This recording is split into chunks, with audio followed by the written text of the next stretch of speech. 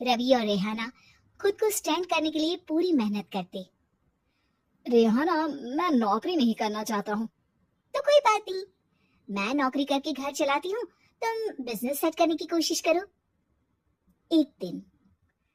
रेहाना, तुम जानती हो, मैंने जो विज्ञापन बनाने वाली कंपनी खोली थी ना, उसे बड़ी ब्रांड का ऑफर आया है। अब हम लोगों के दिन प्यारे न्यारे हो गए हैं। मैं जानती थी रवि कि एक दिन तुम सेटल हो जाओगे। रवि का काम अच्छा चल जाता है। एक दिन वो रेहाना से कहता है, रेहाना, अब हम लोगों का बच्चा भी हो गया है। बहुत छोटा है वो, उसका ख्याल कैसे रखेंगे हम? कैसे क्या, मैं गांव से माँ को लेकर आ जाती हूँ, नौकरी से हाफ डे ले लिया करूंगी। अभी तो वो छोटा है, स्कूल जाने तक मैं मैनेज कर लूंगी। देखो रेहाना, मैं अब अच्छा कमा रहा हूँ, तुमको नौकरी करके परेशान होने की कोई जरूरत नहीं है। अरे कैसी बात कर रहे हैं, मैं अपनी लगी लगाई नौकरी कैसे छोड़ दूं? और मैंने तो सुना है हम लोगों को कुछ ही महीनों में सरकारी नौकरी मिल जाएगी। सरकारी नौकरी में कितना कमा लोगी? उतने में तो मैं ड्राइवर रख लूंगा।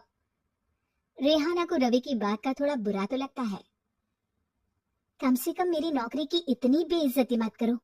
भूल गए, इसी नौकरी की बदौलत तुमने अपना बिजनेस खड़ा किया है। अरे वो तो मैं किसी के भरोसे भी कर लेता। देखो, अपने बच्चे को संभालो, घर का काम करो। अब बाहर जाती तुम अच्छी नहीं लगती हो। रेहाना रवि के कहने पर नौकरी तो छोड़ देती है, लेकिन अब बड़े से घर में उसकी कीमत किसी नौकर से कम नहीं होती। एक दिन रवि का दोस्त आता है। भाभी, हम लोग तो आपको तब से जानते हैं जब से आप लोग शादी होकर इस शहर में आए थे। आपकी बदौलत ही सारा बिजनेस खड़ा हुआ है। ये किस्मत तो आप ही की है भाभी। हाँ हाँ भाई, हमारी मेहनत तो कुछ है ही नहीं। अरे होगी, लेकिन भाभी की किस्मत के आगे कुछ नहीं। दोस्त वहां से चला जाता है, लेकिन रवि का गुस्सा सातवें आसमान में होता है। देखा कैसे बोल रहा था? अरे बिल्कुल अच्छा आदमी नहीं है ये। कैसी बात कर रहे हैं आप? प्रशांत भैया तो बहुत अच्छे इंसान है रवि। कैसे उन्होंने हमारे मुश्किल वक्त में हमारा साथ दिया था। अरे था पैसा तो साथ दिया, नहीं तो कौन पूछता है। रवि का व्यवहार पैसा आते ही अलग हो गया। वो बंदे को बंदा नहीं समझता। घमंड से घिरे रवि ने तो एक दिन हद ही कर दी। रेहाना, मैं अब तुम्हारे साथ नहीं रह सकता हूँ। क्या क्या बकवास कर रहे हो रवि?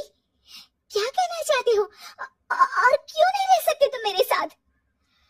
देखो, मुझे कोई और पसंद है, और उसने साथ रहने पर बस यही शर्त रखी है कि मुझे तुम्हें तलाक देना होगा। रेहाना, जो कि एक स्वावलंबी महिला थी, उसने बिना देर किए रवि को कह दिया, कोई इश्यू नहीं, मुझे पैकिंग में 4 दिन का वक्त लगेगा, लेकिन तब तक मैं तुम्हारे साथ नहीं रहूंगी। 4 दिन के लिए तुम कहीं और शिफ्ट हो जाओ, मैं घर से निकलूंगी तो बता दूंगी। रवि घर छोड़कर चला जाता है। रेहाना को दुख होता है, वो रोती है, लेकिन व्यवहार से स्ट्रांग रेहाना को पति के वापस आने का और उसे सबक सिखाने का पूरा भरोसा था। फिर एक दिन। अरे शुशिका, कब शादी करोगे तुम मुझसे?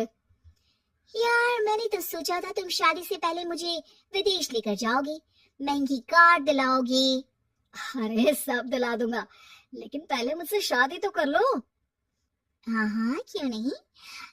मैं कुछ दिनों के लिए अपने मम्मी पापा के पास जा रही हूँ और लोगों से अपनी शादी की बात करूंगी। अरे शुशिका, कैसे रहूंगा मैं तुम्हारे बिना? अब तो शादी ही होने वाली है हम लोगों की। शुशिका रवि को छोड़कर चली जाती है। रवि घर आता है, जहाँ रेहाना को ना पाकर उसे सब अजीब लगता है। घर तो रेहाना के बिना कुछ नहीं है, बच्चे की याद भी आ रही है। चलो एक वीडियो कॉल कर लेता हूँ। रवि रेहाना को वीडियो कॉल करता है, लेकिन रेहाना फोन नहीं उठाती।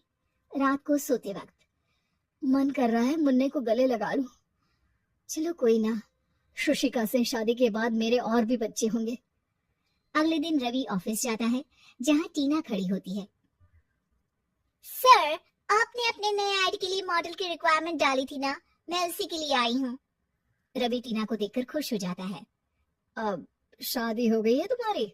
नहीं सर, बस अच्छा सा हैंडसम और अमीर लड़का देख रहे हैं मेरे मम्मी पापा। रवि के दिमाग से तो टीना को देखकर शुशिका का ख्याल भी खत्म हो जाता है।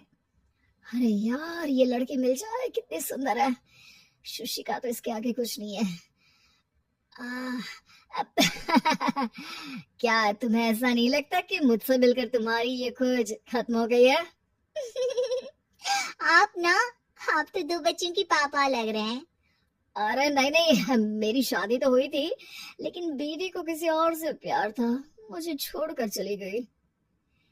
खैर, टीना की दोस्ती रवि से हो जाती है, लेकिन 1 महीने बाद शुशिका रवि के पास वापस आती है।